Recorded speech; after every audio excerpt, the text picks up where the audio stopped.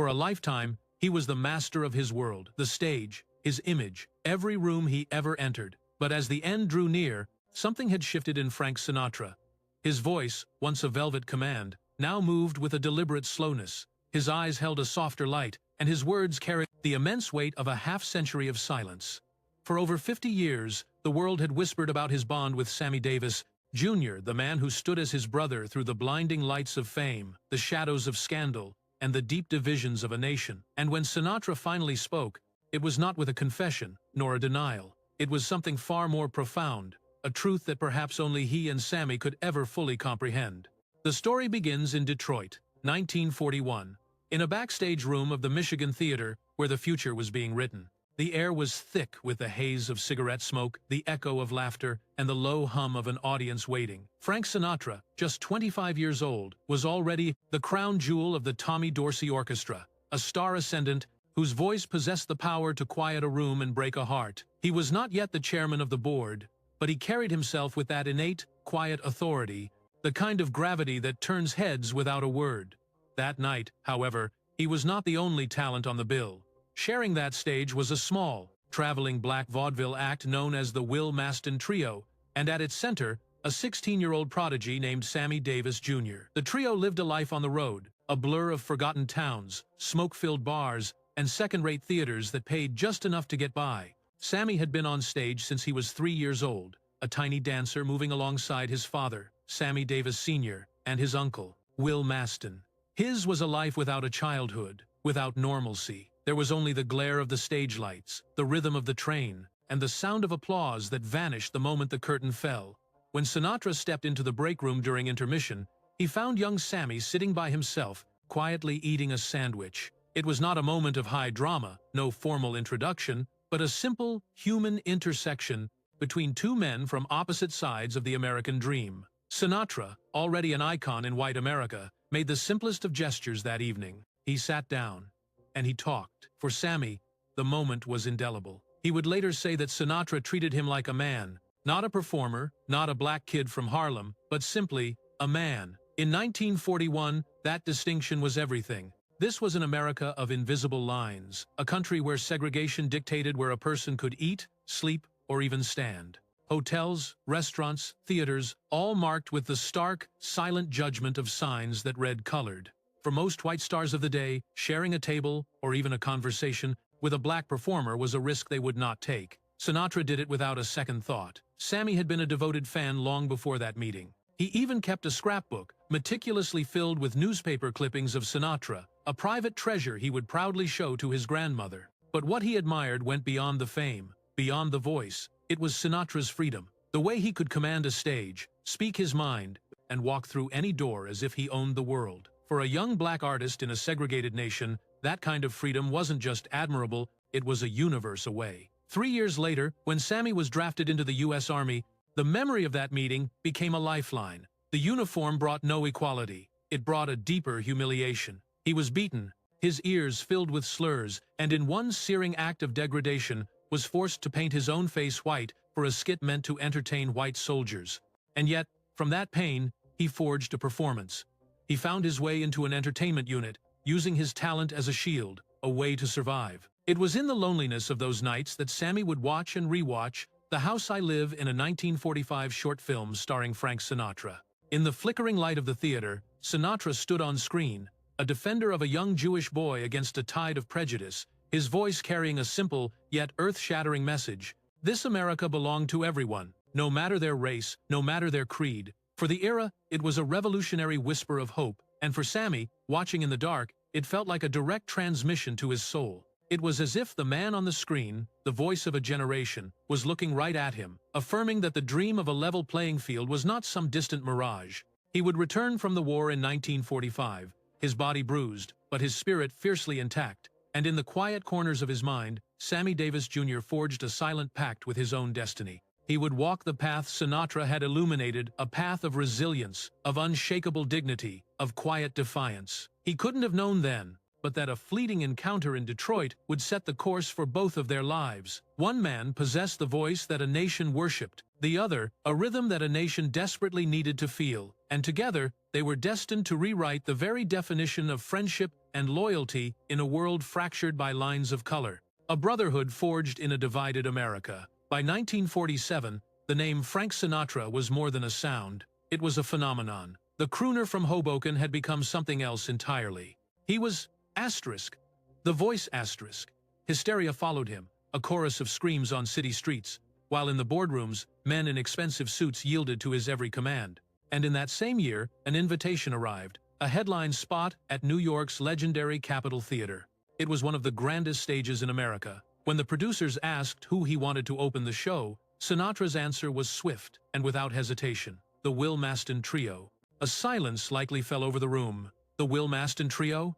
A small black vaudeville act, exceptionally talented, to be sure, but a complete unknown to the theater's white patrons. Sinatra was unmoved by their confusion. He wanted Sammy Davis Jr. under those lights, and he made a demand that the trio be paid 5 times what they had ever earned before. The management balked, but in Sinatra's world, his word was scripture. That night, Sammy Davis Jr. stepped out from the wings, into the glare of the spotlight, facing a sea of unfamiliar white faces. The air was thick with silence, the lights blinding, but within moments, his fluid motion and undeniable charisma sent a current through the entire theater. He finished his set to a roar of thunderous applause. As he walked off stage, sweat beading on his brow. Sinatra was waiting, a knowing grin on his face. "I told them you'd kill it," he said. For Sammy, this was more than just the sound of clapping hands. It was validation. The biggest star in the world had not only seen his talent, but had wagered his own reputation to put it on display.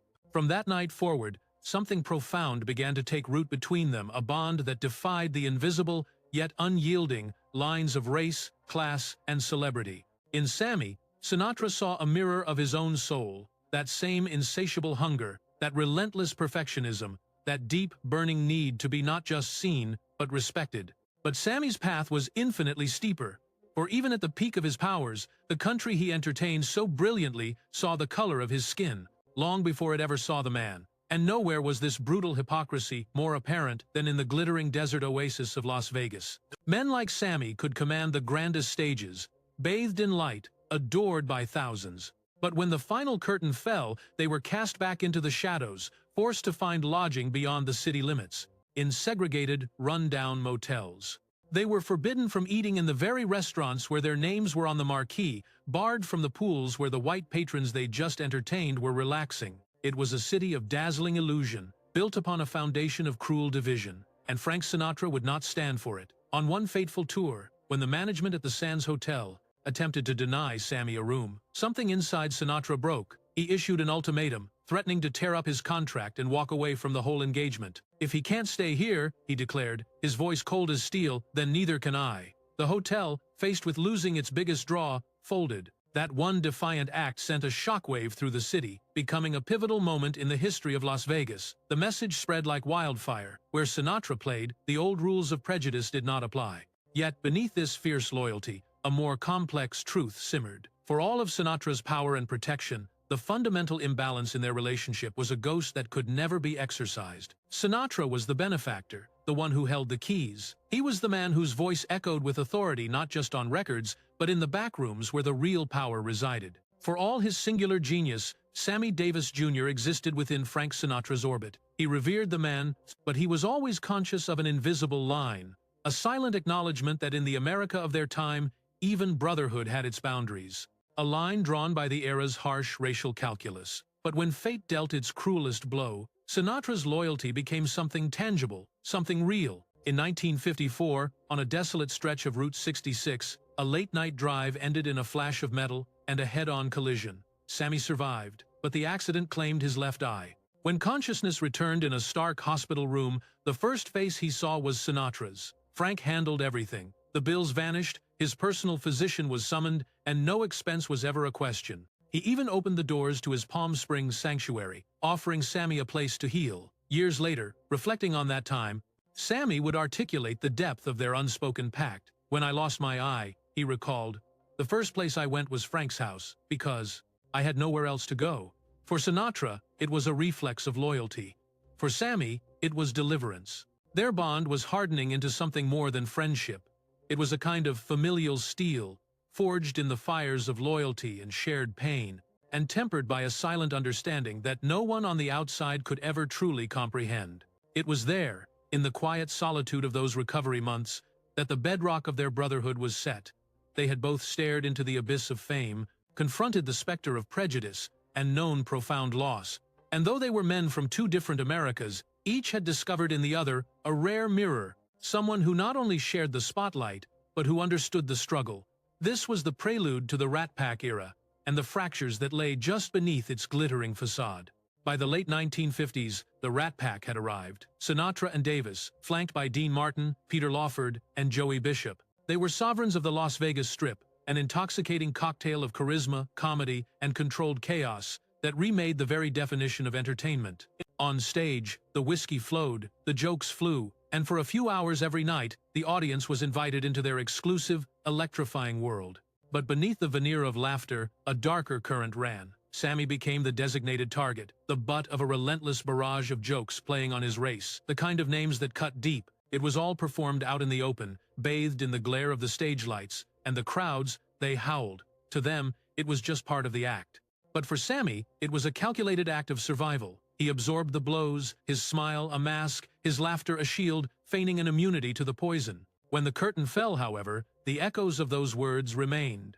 And soon, voices from the burgeoning civil rights movement began to question him, branding him with the painful label of an Uncle Tom for enduring such public indignities from his white counterparts. The accusation was one of complicity, of playing the jester just to be allowed in the court. Sinatra never offered an apology for the routine, but he would defend Sammy to the hilt. His mantra was, "If you think those jokes mean I don't love him, you don't know me." And yet, the balance of power was never equal. In 1959, Sammy broke an unwritten rule. On a radio show, he publicly called Sinatra rude, temperamental. The chairman's fury was volcanic. The names he hurled at Sammy, witnesses would later recall that some of them were laced with racial venom. Davis was summarily excised from Sinatra's latest film, Never So Few. For months, the word was out. Sammy was on the outs. It wasn't until Dean Martin stepped in that Sinatra relented, allowing him back into the fold for Ocean's 11. The friendship endured, but a scar had formed.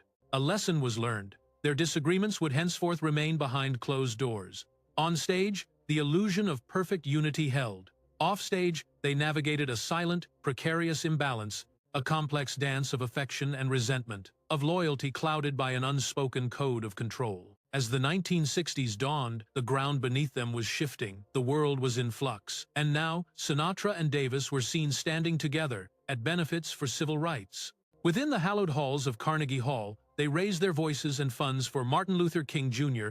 In the neon-drenched battlegrounds of Las Vegas, they forced the hands of casino bosses, demanding an end to the bitter lines of segregation. They fought for equal pay, a fair wage for every black artist who dared to dream under the desert stars. Theirs was a pact, forged in principle and personal affection, but in the shadows of their loyalty, whispers began to stir. Under the hot glare of the stage lights, the audience saw more than a performance. They saw the lingering gaze from Sinatra to Davis, the casual embrace that held a world of meaning, the secrets whispered between verses.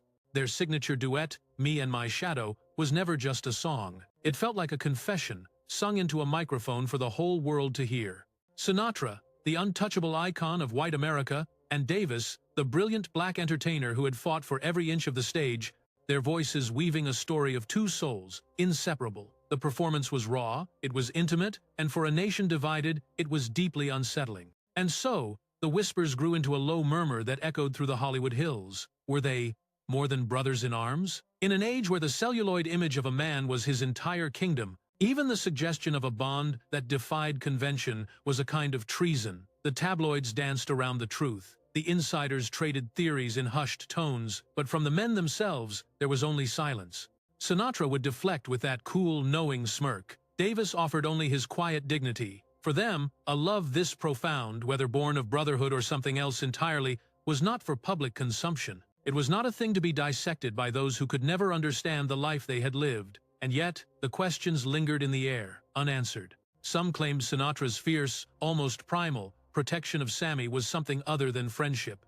Others whispered that Davis's loyalty bordered on a kind of worship. But the truth that bound them was not found in romance or fame, it was found in survival. Two men, each an outsider in his own way, holding fast to one another in a world that ran on masks, on politics, on betrayal, and on the hope of redemption.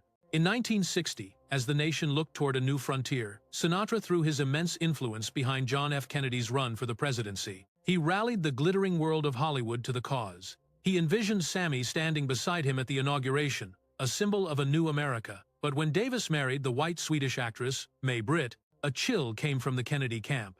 The invitation was rescinded. The fear was that a photograph of an interracial couple would cost them the Southern vote. Sinatra was incensed, a quiet fury burning behind his famous blue eyes, but he held his tongue in public. Privately, the betrayal was a wound that never healed. For Sammy, it was devastating. "I felt like I helped build a house and was told I couldn't come inside," he would later recall. It was Frank who picked up the pieces, reminding him that the fickle winds of politics would always change, but true loyalty was forever, and that loyalty was tested by fire. In 1963, when Sinatra's own son was stolen from him, Sammy was one of the first to stand by his side. And when Davis stared into the abyss of bankruptcy and addiction, it was Sinatra who sent the money, who booked the shows, who called in every favor to keep his friend's light from going out. But as the 1970s dawned, the world was changing, and so were they. Sinatra's politics shifted rightward, and he stepped back from the front lines of activism. Davis kept performing, a trooper to the end, even as a cruel illness began to steal the power from his voice. The distance between them grew, but the tether of their bond never broke. When the Rat Pack reunited for one last world tour in 1987, with the singular Liza Minnelli, it was a beautiful, fragile echo of a time long past. Davis was now fighting cancer. Sinatra's own health was beginning to fail. But there they were, side by side, sharing one final, glorious spotlight. As Davis himself once reflected, "We started as boys and ended as men, but we never stopped being brothers." And then came the final goodbye. On May 16, 1990, the final curtain fell. In the quiet solitude of his Beverly Hills home, Sammy Davis Jr. succumbed to the cancer that had silenced his voice. He was just 64 years old. Sinatra, hearing the news, cleared his entire schedule. He flew into Los Angeles, a ghost at the funeral. He did not sing, he did not speak. But when the time came, he stepped forward, his hands, once steady enough to command the world, now trembling as they helped carry his friend's coffin. Pressed by reporters for a word, any word, he offered only a simple, written statement. "It is impossible to summarize a friendship of more than 40 years in a few sentences. I only wish the world could have known Sammy as I did." And with those few words, decades of speculation turned to dust. It was not a denial, nor was it a confession. It was the confirmation of a truth, far deeper than gossip could ever touch. A bond forged in respect, brotherhood, and a love that defied definition. 8 years later, on May 14, 1998, Frank Sinatra's own legendary voice fell silent. It happened just 2 days shy of the anniversary of Sammy's death. The newspapers called it coincidence, a twist of fate. But those who truly knew him, they told a different story. They said a part of Sinatra had been vanishing ever since 1990. Ever since the day his other half, his shadow, was gone. 2 men, 2 legends, 2 lives forged together by a loyalty and a love that required no words, no explanation. Frank Sinatra never uttered a public word about the true depth of his bond with Sammy Davis Jr., but then again, perhaps he never had to. But what do you believe? Were Sinatra's final words his ultimate acknowledgement of a truth the world had only ever suspected? We invite you to share your perspective below. And if you believe some bonds are stronger than the spotlight, show your support by liking and sharing this story. And subscribe